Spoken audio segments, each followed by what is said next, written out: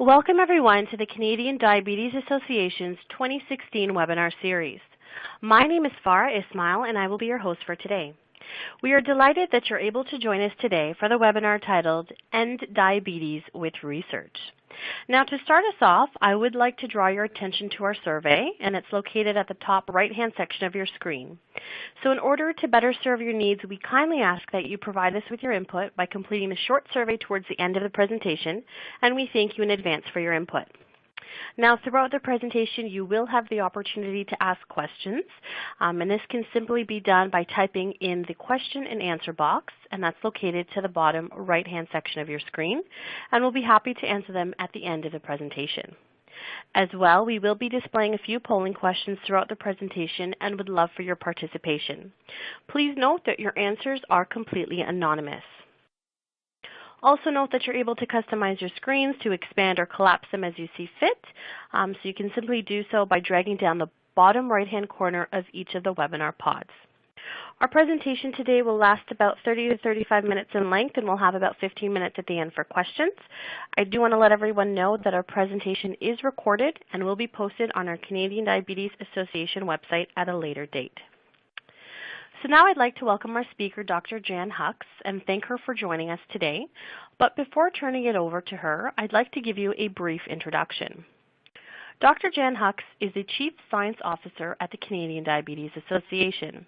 In this role, she provides strategic insight for the organization and leadership within the research, professional education, and government relations areas. She is a clinician scientist trained as a general internist and health services researcher. So for more information of Dr. Hux, please read the speaker bio section, and that's located to the left-hand section of your screen. So without further ado, I present to you Dr. Jan Hux. Thanks, Farah, and welcome everybody, and thank you for your interest in diabetes and in diabetes research. Today I'm going to be talking to you about what's the rationale for research, why is it important, why does it take so long, looking at some studies that are addressing the need for a cure for type 1 diabetes, both technological and biological solutions, and then some research into preventing type 2 diabetes, as well as how can we know whether research is having an impact. And that takes us to our first polling question. What is your relationship to diabetes? You can pick one or more options here.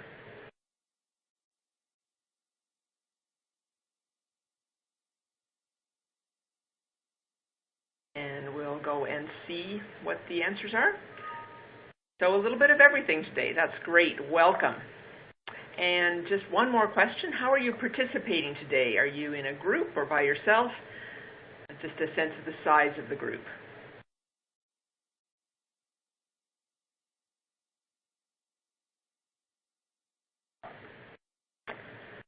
All right. So we've got, this is the Lone Ranger afternoon. Most of you are on your own, and thanks for sharing your time with us. So why is research important? There are many needs for people with diabetes and many worthy programs. When we hear the stories of kids who've gone to our camps, or people who've attended our webinar series, or people whose lives have been changed by our advocacy efforts, we think, you know, why should we be spending money on research? And people who are affected by diabetes need help right now. But I'm reminded of what I call the mosquito problem. Now, even in Winnipeg, I expect it's cold enough that we don't have mosquitoes now, but what I'm referring to is an experience I had as a fourth-year medical student. I had the privilege of going and working in a hospital in the northwest province of Zambia for a couple of months, and it was a fabulous experience. Saw a lot of malaria. And for me, that was really gratifying because I could make a difference. In Toronto, I was sort of tinkering at the edges of chronic disease, and we never cured anybody. But with malaria, you could have a kid who would come in with 2/3 of her red blood cells had been destroyed by the malaria. She was having a fever. She might be having seizures. And she would go home well 3 or 4 days later. It was amazing. I was just really chuffed at what I was able to do. But after the 12th case, the 19th case, the 47th case, the 103rd case of malaria, I thought, Somebody should just kill the darn mosquitoes. And so while we love to invest in camp and advocacy and educational programs and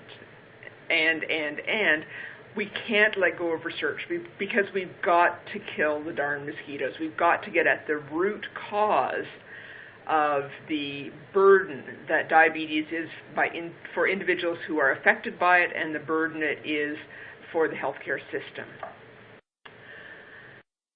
Some people say to us, well, you know, I donated to help you find a cure last year. What are you doing this year? Of course, we haven't found a cure yet, even though we've been searching for a long, long time. And so why does it take so long? Do we not have very smart people working on it, or are they not very motivated? I can assure you that the researchers who we fund are brilliant, and they are extremely motivated and even more competitive. So it's not related to a lack of ambition or energy that they're applying. It's because they don't really know exactly where they're going. As someone once said to me, if we knew the answer, it wouldn't be research. If we already knew where to go to find the cure, it wouldn't be research. And research actually advances through a stepwise progression where someone will find the next piece of information about a receptor on a beta cell or about a peptide and what its action is. And they'll publish that, and other scientists in other labs and sometimes in other countries will actually validate that work so that we're really sure we're stepping forward on firm ground. And as research gets closer to the clinical end of things, moving from test tubes to rats to people, we need to be very, very sure that any new treatments are both safe and effective, and all of that takes years. But I still think the biggest challenge is that we are traveling without a map, or, if you like, we're sailing without a chart. So this is a chart of Lac Saint-Louis, which is just west of Montreal. And so if you imagine you're in a sailboat trying to head from Montreal to Toronto, this chart would be really helpful for you. I don't have a pointer, but the darker blue water along the shoreline is where it's shallow, and then there's a lighter blue where it gets a little deeper, and then that white stripe that sort of heads diagonally down over the screen is very deep water. But if you're the first person to take a sailboat down there, there are no charts. There is no map. And remember, you're in a sailboat. You're not in a canoe. A sailboat has has a great deal of depth under the water. It can be 6, 10, 12 feet from the deck down to the place where you would run into a rock.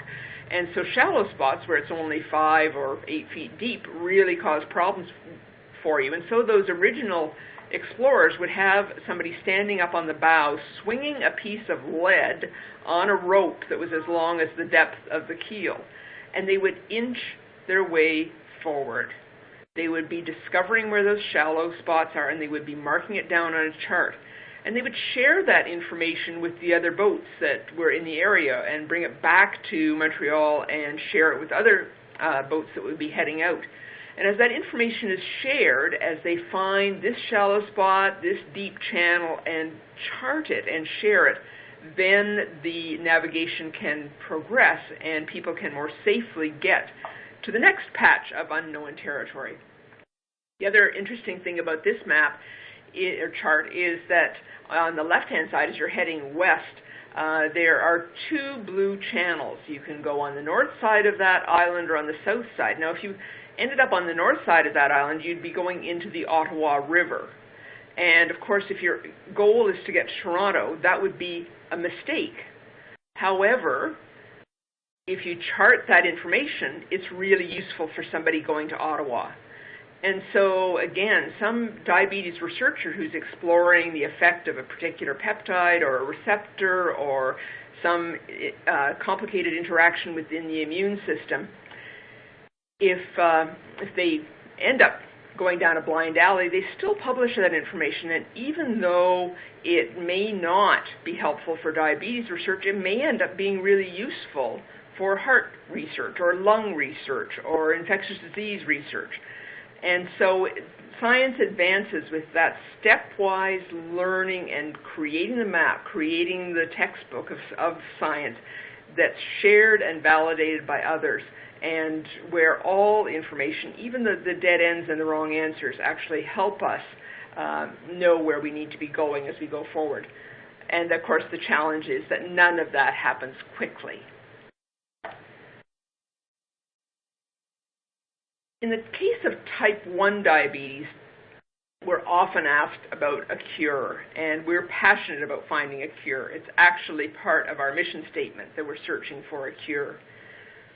The challenge in type 1 diabetes, as many of you will know, is that because of an autoimmune attack, the islet cells in the pancreas have been destroyed. So what's an autoimmune attack? That means your own immune system that's supposed to be protecting you against bacteria and viruses and abnormal cells has gone a bit rogue, and instead of attacking those dangerous cells, are attacking your own cells. And the first thing that people think of about what happens once the islet cells have been destroyed is that you can no longer make insulin. But an equally important problem, and if that was the only problem, then the solution would be 96 years old, would be to find insulin, and then problem solved. But that doesn't solve the problem, because the other thing that those islet cells do is they continuously measure the blood sugar levels, the blood glucose levels, so that they not only make insulin, but they make exactly the right amount of insulin. So if I have a cure for diabetes, we need to replace both of those functions, both the making of the insulin, but also the testing of the blood sugar so that the right amount of insulin is given. One of the first approaches that has been avidly pursued is a technological solution. Insulin pumps are now broadly used and are being continuously advanced, and they can reliably deliver insulin. A more recent technology is a continuous glucose monitor, which is attached to the skin, and is, instead of having to poke your finger and check blood sugar, it actually is constantly monitoring and giving a reading every 5 minutes or so. And so it can reliably monitor and frequently test blood sugar levels. But the challenge is getting them to talk to each other. So most of the technologies available now have those two independently working. It's great for the person with diabetes who is wanting to adjust their pump settings to be able to know what their blood sugar level is without having to poke their finger, but they still have to make the calculation. They still have to make the decision and give the instruction to the insulin pump. Can we make an electronic interface, like a brain, that would listen to the one and direct the other? Dr. Remy Rabassa-Lauret is a researcher who we have funded in Montreal, and he has devised such a system. And he found that the artificial pancreas improved blood glucose control by 15% and significantly reduced the risk of low blood sugars as compared with just normal pump therapy. And so this is what it looks like. Two sets of tubing attached. In this case, we have a dual hormone pump, and so it not only can deliver insulin, it also can deliver glucagon. So the red tubing on the right is for glucagon, the blue is for insulin, and then the skin-colored patch is the glucose sensor. Glucagon is a hormone that the body normally makes to rescue when the blood sugar becomes too low. So not only can this pump system deliver insulin when the sugar is too high, but it can rescue and deliver glucagon if the sugar becomes too low.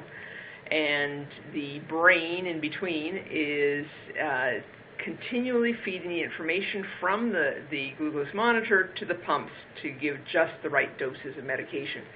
And as you saw in the previous slide, significant improvements in blood glucose results. So that's very, very exciting in terms of a way to use technology, but maybe it isn't a cure.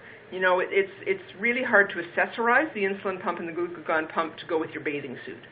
So maybe we need a solution that's just a little less clunky. Now remember what the challenges are. We've been working, Canada's been a leader in the area of islet cell transplantation and actually putting something right into the body so you don't have clunky gadgets on the outside. But there have been two challenges in that.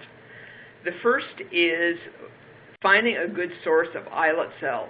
The Edmonton Protocol, which is known worldwide as a standard of transplantation guidelines for islet cell transplants, requires enough islets that sometimes they actually need 2 donors to deliver enough islets for one transplant, and we just don't have enough organ donors to meet the need. The second concern is overcoming the problem of rejection when those cells are implanted. So Tim Kiefer, who is a researcher we have funded in University of British Columbia, along with many others, have tried to address both of those problems. The first problem, the source of cells, is they have used stem cells and programmed them to grow up to be islet cells. A stem cell is like me when I was 3 months old, when I could grow up to be anything, including a ballerina. By the time I was 5'11" and discovered to be decidedly clumsy, it was clear I was never going to be a ballerina. So a stem cell could grow up to be anything. It could grow up to be a muscle cell or a nerve cell or an islet cell. And what these researchers have done is found out what's the series of chemicals that you need to expose those cells to so that they are programmed or destined to become islet cells when they grow up. And they've figured out how to do that. Pretty neat. But the problem is how to protect them, both as foreign tissue and as islets. Remember what caused type 1 diabetes in the first place. The person who has type 1 diabetes, their immune system has a hate-on for islet cells. You put new, fresh islet cells, even if you could create islet cells that were their own islet cells, they would still potentially reject them because that's what their body does with islet cells. So how can you protect them? How can you safely put them into the body and not have them chewed up? The Edmonton Protocol does that by giving very strong anti-rejection drugs, but those carry real risks. You know, you think about it, what those drugs are doing is sort of dialing back the immune system so it's not so vigorously attacking the islet cells, but that means it's also not so vigorously attacking tuberculosis and cancer cells. So that's not a great approach. Tim and others working in this field have come up with a different approach. They think that you should put the islet cells inside a tea bag. Now, it's not a real tea bag, but the notion is something that would let the sugar in and insulin out, but protect those cells from the attack of the immune system.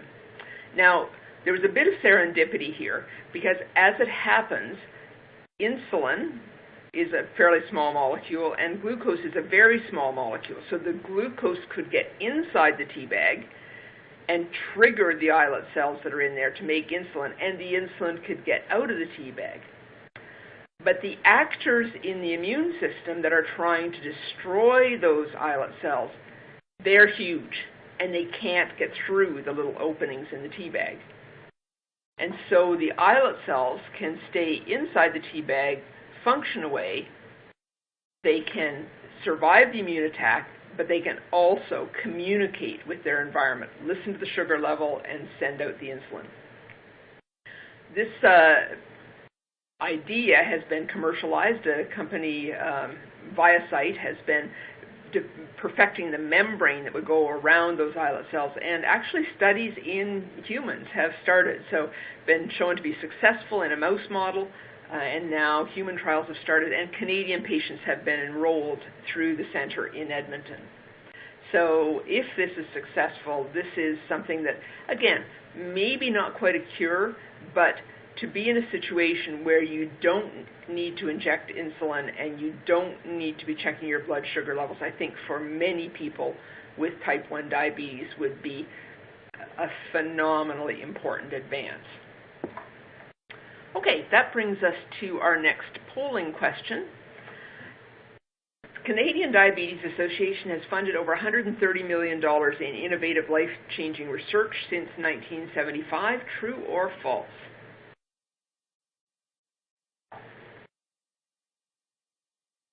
Okay, and nobody thinks it's false, and you're absolutely right. We have funded over $130 million. We fund research right through the spectrum, from test tubes to rats to people to actually population health research as well. One of the people we are currently funding is Pear Santa Maria, who is a researcher in Calgary. So he's focused on the notion that type 1 diabetes is the result of an immune attack on islet cells, and wonders, could we interrupt that process?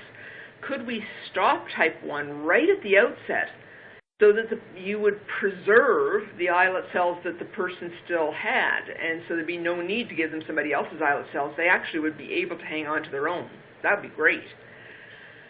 So Dr. Santa Maria was actually really trying to examine the behavior of those cells that are attacking the immune cell, and he wanted to put little tags on them so that he could image them in a research setting.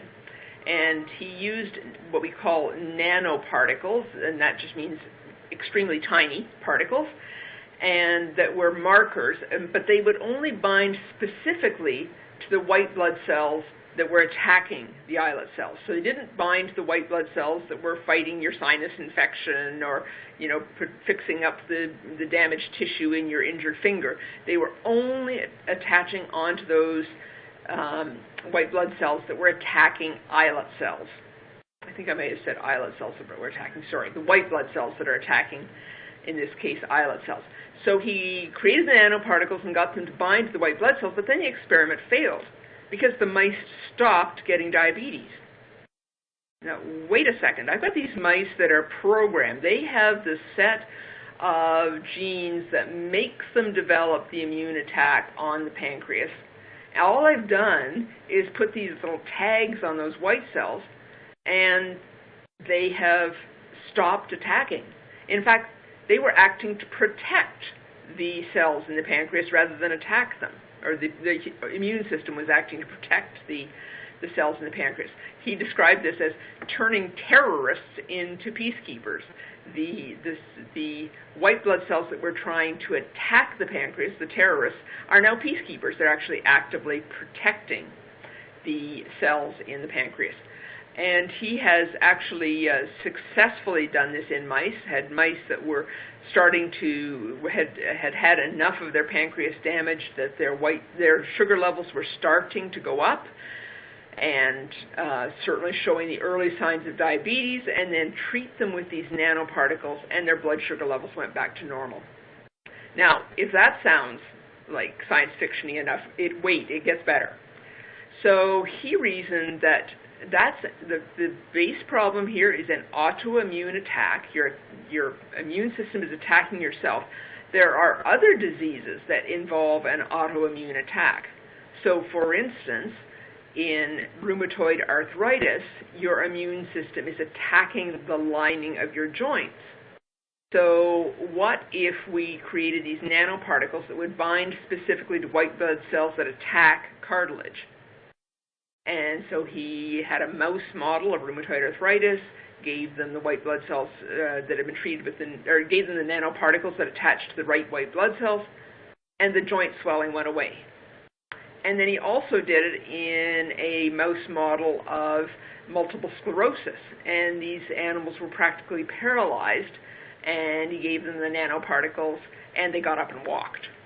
So I will allow you to feel like you want to take this with a grain of salt, but it has been published in a world-leading scientific journal, and Dr. Santa Maria is now moving toward getting this ready to a place where it can be tested in humans.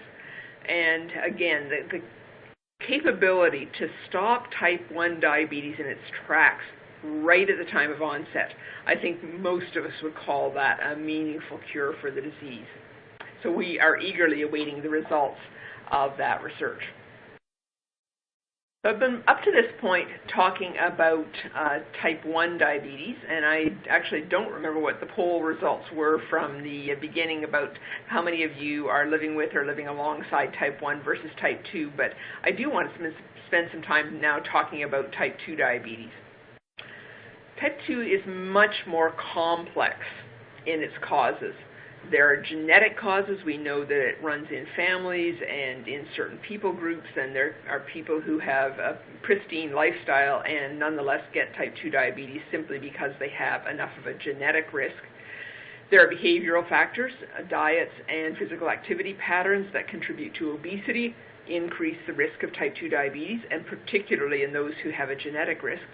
And then there are also environmental risks, living in environments that make it hard to make the healthy choice. And that complexity around type 2 diabetes makes it much more challenging to think about how to even go after the problem of a cure, although we certainly have researchers who are trying to understand the fundamental processes of insulin function and insulin resistance in the hopes of moving us toward a cure.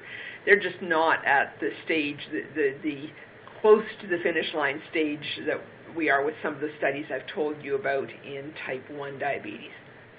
But that complexity also offers us many opportunities for prevention, given that there are causes that are coming from many directions, then there are many angles from which to attack type 2 diabetes and try and prevent it. One researcher who's thinking about this problem is Dr. Lorraine Lipscomb. She works in a clinic that sees women who have had gestational diabetes. So gestational diabetes is diabetes that comes on during pregnancy and then goes away after the baby is delivered. So you think, great, it's gone away, problem's over. But we have come to know that women who have had gestational diabetes are at very high risk for going on to develop type 2 diabetes. And so if you're wanting to do work on prevention, it's great to be working in a population where you know the risk is high, where if you can shift the shift the yardsticks, that you're going to be making a big difference because the risk is high. Now, one of the challenges with women who've had gestational diabetes, so they've just had their baby, then maybe their first, maybe their fourth, and they've just gotten home from the hospital, and the baby isn't sleeping, and they're adjusting to the impact on their lifestyle. The last thing, really, that they want to do is be coming back to the hospital once a week for a clinic appointment or to attend a lifestyle management program. And so Dr. Lipscomb felt there was a real need for a flexible home-based program. So she's doing a research project that she has enrolled women who've had gestational diabetes, and they are in one of 4 groups. One group is given online support and tools and logbook and telephone support for exercise, another one on their diet, a third group on both diet and exercise, and a fourth group that's just getting the standard care, being encouraged by their doctor to be active and eat well and try and get the weight off after the baby. And so by comparing the outcomes in those 4 groups, she'll get some real insights into how we can best support these women who are at high risk and help to reduce their risk of going on to develop type 2 diabetes. Another avenue of research in terms of preventing type 2 diabetes, it looks at the geographical distribution of diabetes. I apologize profusely to those of you who are from outside of Toronto because I'm showing a map of Toronto. I apologize. If I had data from Halifax, I would have used it, but the data I have are Toronto, and I'm just reinforcing your notion that people from Toronto think we're at the center of the universe. So diabetes clusters in communities. This is a map of small communities in Toronto. The dark orange or red areas have very high rates of diabetes. The pale beige have very low rates of diabetes. When we showed these data to an economist, they said, well, obviously, diabetes is a socioeconomic disease because the rates are low in affluent areas. That white patch in the middle is Forest Hill and Moore Park and other really affluent areas, and then the Bloor West Village over to the left-hand side of the map. Showed it to a demographer, and they said, oh, well, diabetes is obviously a disease with roots in ethnicity because the high diabetes rate areas have high levels of visible minority immigration. And that's true. We showed it to a city planner, and the city planner said, oh, well, diabetes is obviously a disease of city planning because the rates are high in the more recently developed suburban areas, but low in the old established neighborhoods, which have different urban design. And so interesting to see the different perspectives on this, and the fact that actually mapping diabetes can start to uncover some of the factors that lead to type 2 diabetes, and then open avenues to explore ways to prevent diabetes. So we saw that the clustering relates to traditional risk factors like ethnicity and poverty, but it also relates to other things. And I think the urban planners were onto something. So if I go to back to the map for a minute, I pointed out the affluent neighborhoods in the middle of the map and toward the west, but in the downtown core, so just south of that pale blob in the middle of the map, are some areas of high visible minority immigration and fairly severe poverty, and yet the diabetes rates are not nearly as high. And these researchers speculated that that is because of characteristics in the environment, in the built environment of the communities, in terms of streets being well connected, having interesting destinations to go to, being well lit, well policed, and that added safety encouraged people to have more active lifestyle. In addition, there is better access to healthcare resources and facilities, as well as better access to fresh fruits and vegetables. The St. Lawrence Market is down there, and large grocery stores.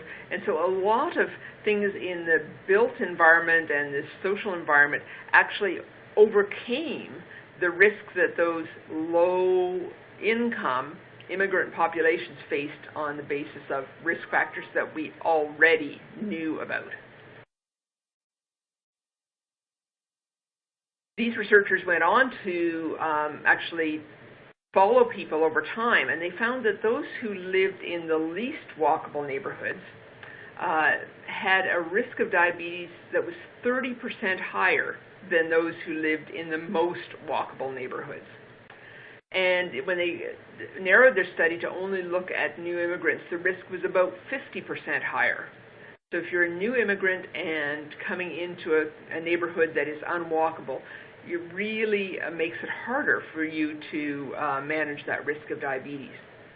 And so that research is now has been further advanced in terms of making guidelines for urban planners. In fact, the Pear region, which is in just west of Toronto, has commissioned this group of researchers to actually develop for them what they've called a healthy development index, a scoring system that they can use potentially to impose on builders who want to build a new housing development and require them to take health into consideration when they build their housing development. Of course, in neighborhoods that are already established, you don't have the option of starting from scratch and building a grid network of streets and good sidewalks, but even initiatives such as improving public transit helps people be more active because they get a number of additional steps at both the beginning and end of their journey, as opposed to driving their car from their garage into the underground parking garage at their workplace.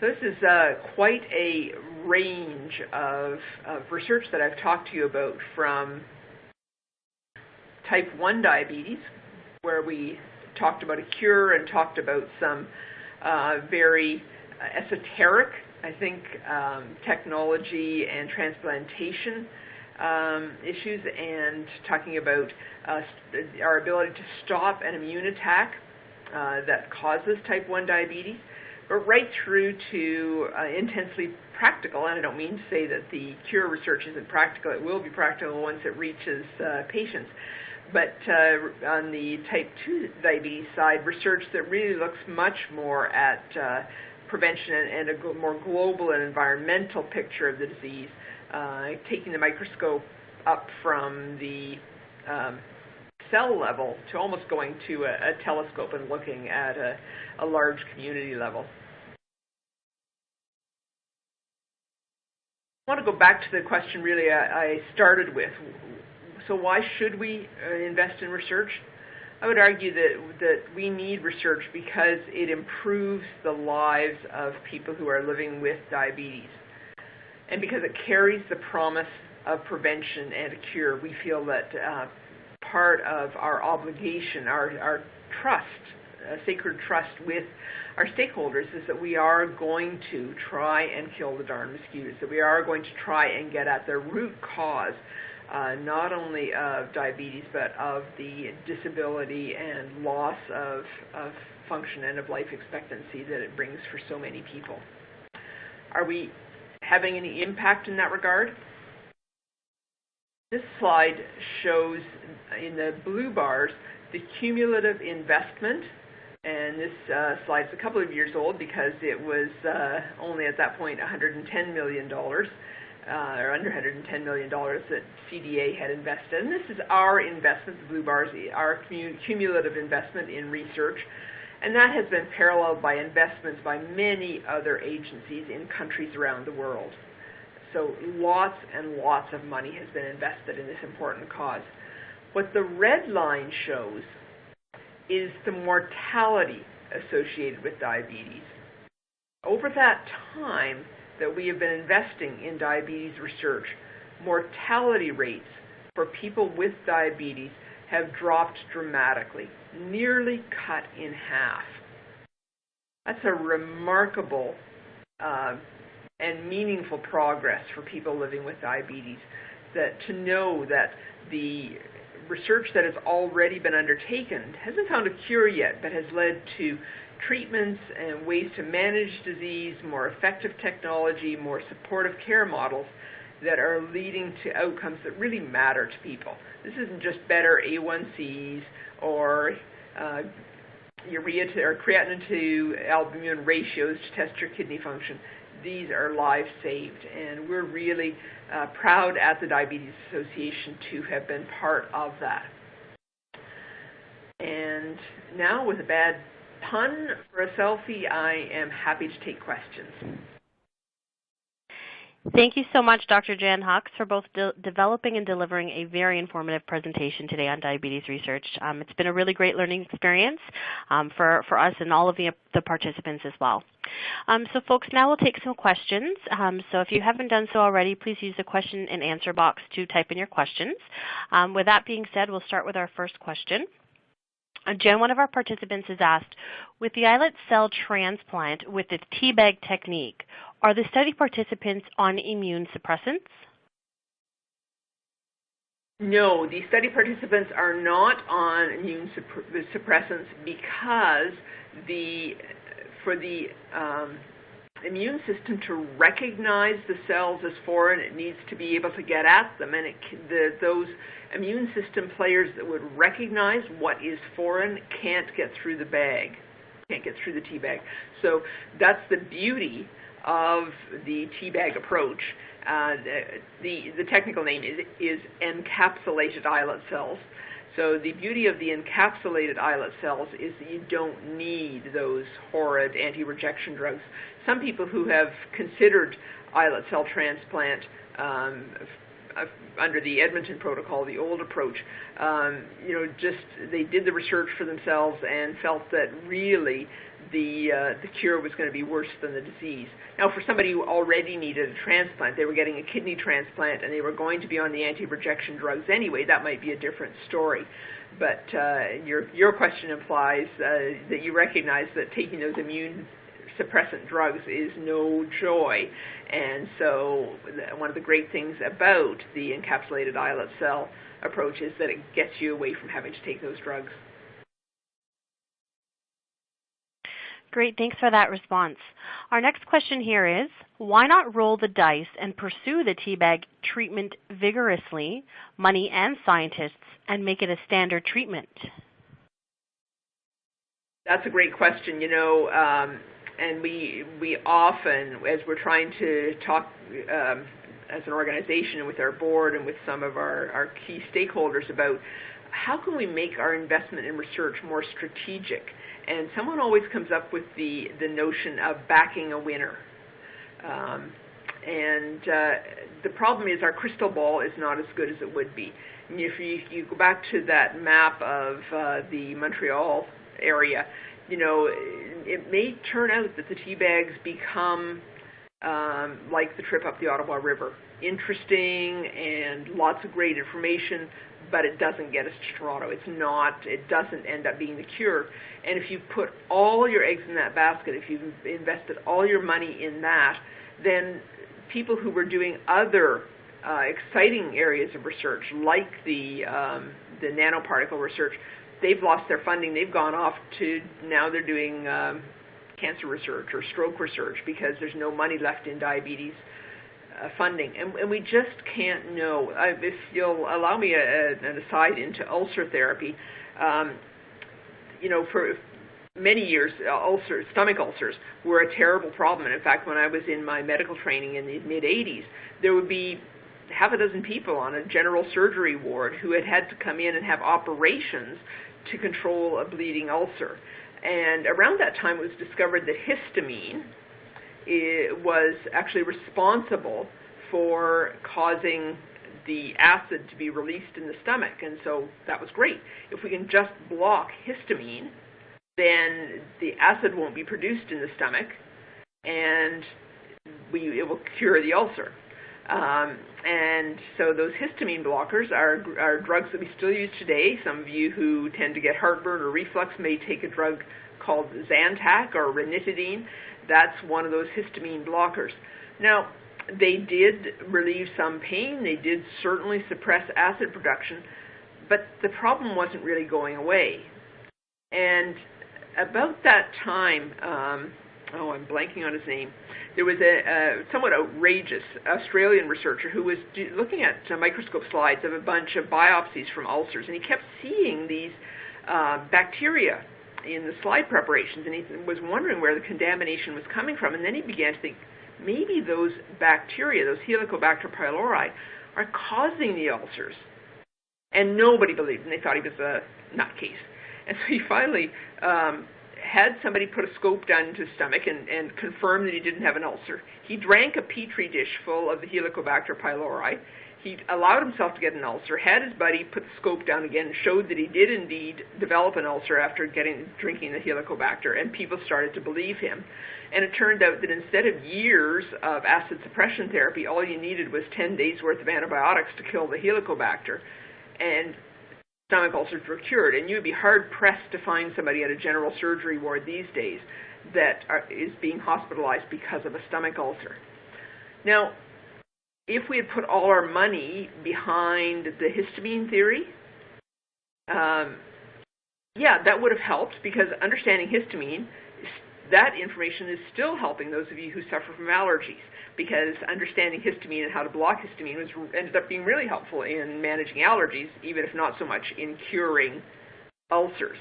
And so, but being willing to also explore and pursue the outrageous other possibilities was what really got us to the answer. So instead of backing what appeared to be the winner, the fact that this Australian researcher was willing to keep his mind open and pursue other opportunities, really was what led to the cure for stomach ulcers. As it happens, both the researcher who drank the Helicobacter pylori and the researcher who discovered the histamine receptors, both of them ended up winning Nobel Prizes. They were both really meaningful contributions to science. But to me, that story is a bit of a cautionary tale about the risks of backing a winner. And I would say that at this point, those trials are going along very, very well. And I'm not sure really that at this point the issue is more money is needed. We just need to wait for the results to get in. Obviously, it'll be important with the encapsulated islet cells to know not only that they work today and next week, but that they continue to work. You know, for instance, would we be worried that the tea bag would get scarred over so that it didn't communicate so well with its environment? So there's no way to fast forward that experiment. It just needs to run through its course. Great. Thank you so much for that very detailed response.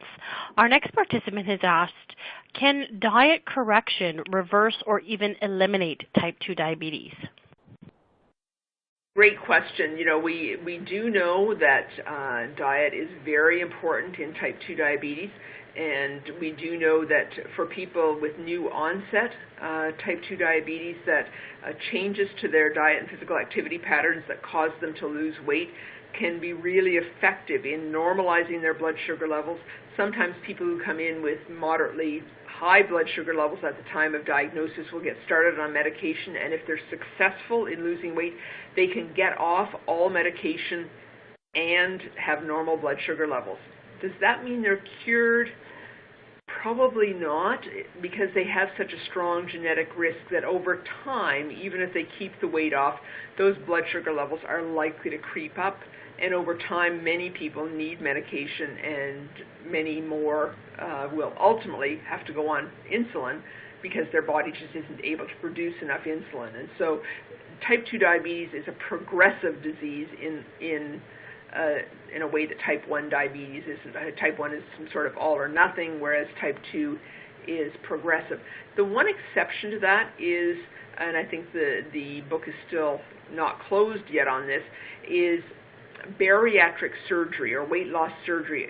There are a number of approaches for doing that, but one of them that sort of reroutes the plumbing in the upper digestive tract, patients who've had that surgery, their blood sugar levels normalize within days, so long before they start to lose the weight. And so there's something about the way the nutrients are being delivered to the system that seems to normalize blood sugar. And some people are thinking that may effectively be a cure. And then in addition, those people will, over time, lose weight and greatly reduce their risk for type 2 diabetes manifesting again. So sorry, Farah, another longish answer, but it's a complicated question. I guess the bottom line is diet and exercise to achieve a healthy weight is helpful for everybody, but that people who achieve that shouldn't consider it a failure if in the future they do end up having to go on medication. That would be pretty typical for type 2 diabetes. Great. Thank you so much for that. Again, very detailed and great response. We'll move on to our next question here. One of our participants has said that they have heard that the CDA has been asking the government to introduce taxes on sugar-sweetened beverages. Is there research connecting the consumption of sugar-sweetened beverages directly to diabetes? Another great question, and one that I'm happy to talk about. Yes, there is good research that directly connects the risk of type 2 diabetes to the consumption of sugary drinks. So sugary drinks are a problem because they contribute to obesity. I recently read a stat that 15 to 18-year-old Canadian boys consume 41 teaspoons of sugar a day, and nearly half of that is in beverages. We know that obesity rates have continued to rise in youth, that over 30% of Canadian children and youth are either overweight or obese. And that contribution to obesity is obviously a potent risk factor for type 2 diabetes. So sugary drinks impact the risk for diabetes indirectly by contributing to obesity. But the recent research and we've known that for a long time, the recent research shows that they actually have a direct effect on the risk for diabetes that isn't mediated through obesity. So what do I mean by a direct effect? If you had two women of the same weight, even a healthy weight, and one of them got a substantial proportion of her calories from sugary drinks, her risk of type 2 diabetes is 25% higher. And by substantial proportion of our calories, I mean 1 or 2 servings a day. So 1 or 2 servings a day of sugary drinks can increase your risk of type 2 diabetes, even if you're at a healthy weight. We also think that we need to see change in the consumption of sugary drinks because they don't, in most cases, provide any nutrient value. It's not like we're suggesting restricting access to a food that, while it has a downside, actually provides a lot of essential nutrients. Most of these beverages provide no essential nutrients.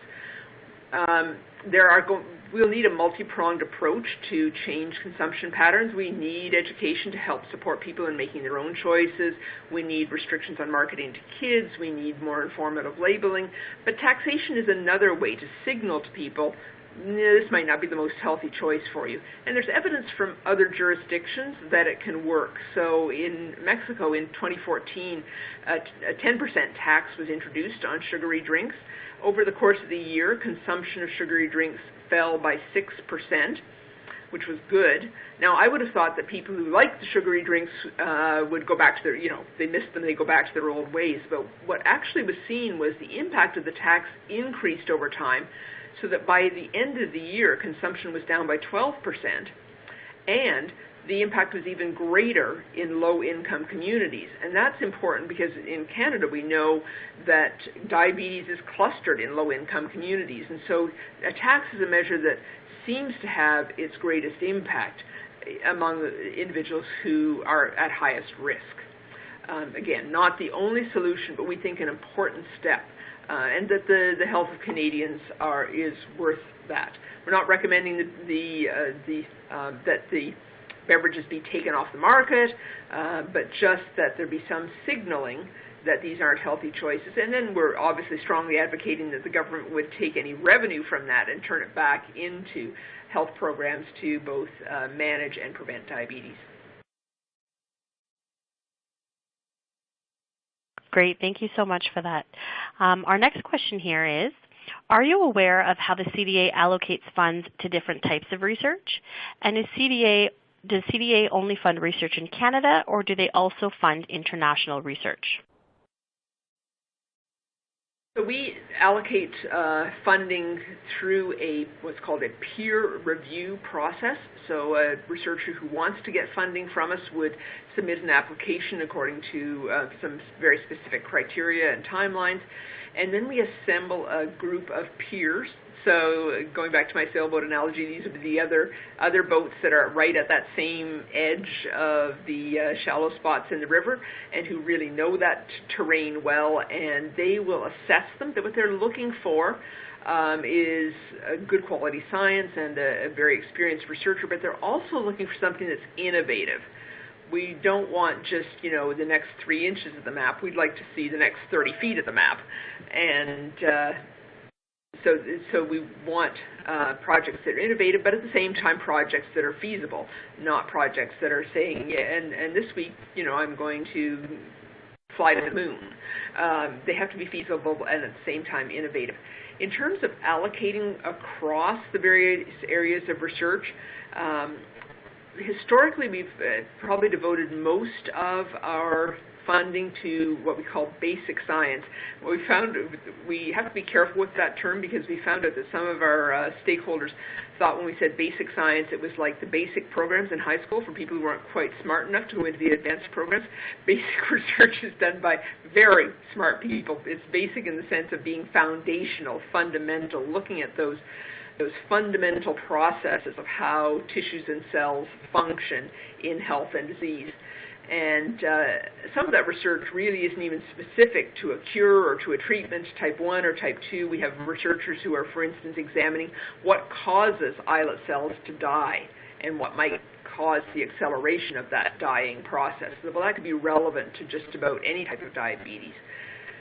And so we're funding that, but we do fund also research at the other end of the spectrum. We've, as I indicated, Dr. Lipscomb's work on trying to prevent gestational diabetes and Dr. Booth's work looking at the built environment. We also fund exercise physiology, so a broad range of projects. We do keep the money in Canada with one exception, and that is for people who are devoting their life to a research science career. They will do a PhD, but then they also will want to pursue additional training even after a PhD. So finished high school, finished an undergrad degree, did a master's degree, did a PhD degree, but they still want more training and need more training. And that level of training after the PhD is called a postdoc, and it's like an apprenticeship with a lot of latitude. You really can start to explore your own ideas, but it's in a lab where somebody can mentor you and share resources with you.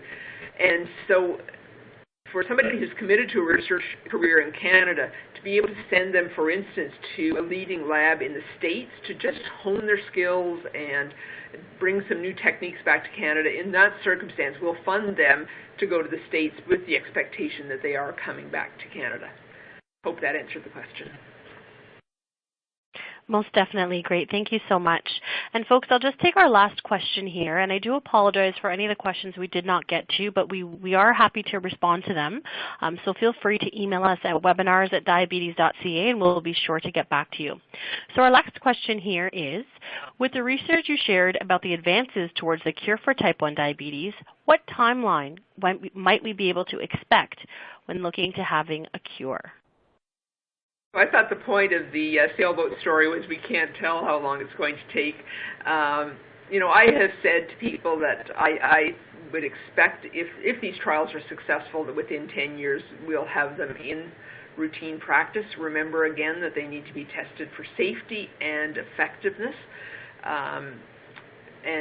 Actually, in terms of the technological solution, the sensor and pump that talk to each other, a less sophisticated model of that has actually already been just recently been licensed in the States. So in our lifetimes for sure. Cure for type 2, I think a little further out. Okay, great. Well, thanks so much, Jan. That does conclude our webinar for today. I'd sincerely like to thank Dr. Jan Hux for speaking on behalf of the Canadian Diabetes Association. Again, it's been a very great learning experience. I do want to remind everyone that our webinars are made available on our diabetes.ca website, so that'll be available in the coming weeks, so please do not forget to check that out if there's anything you've missed today. Just wanted to let everyone know that our next series of webinars will be beginning on November the 15th. And so we have a range of different topics, starting from blood glucose control. We'll be discussing diabetes myths, how to stress less with diabetes, some holiday survival tips, as well as going over the glycemic index. So you can visit us right now at diabetes.ca/webinars to register and for more information about each of the sessions. This is actually a listing of all of our upcoming CDA expos in your community. So we actually have one that's happening tomorrow evening in Toronto, and that's from 4 to 9 p.m. So for those of you in the Toronto area, be sure to check it out. Our expos are free events for people living with diabetes and provides everyone with an opportunity to interact with experts as well as your community networks to help you live better with diabetes. So for more information and to register, visit diabetes.ca/expo. And for those of you that are looking for more support and resources to live well with diabetes, feel free to call our toll-free line at 1-800-BANTING. So that's 1-800-226-8464. We thank you kindly for joining us today, and we hope you've enjoyed learning with the CDA, and we look forward to your participation in the future. Thank you.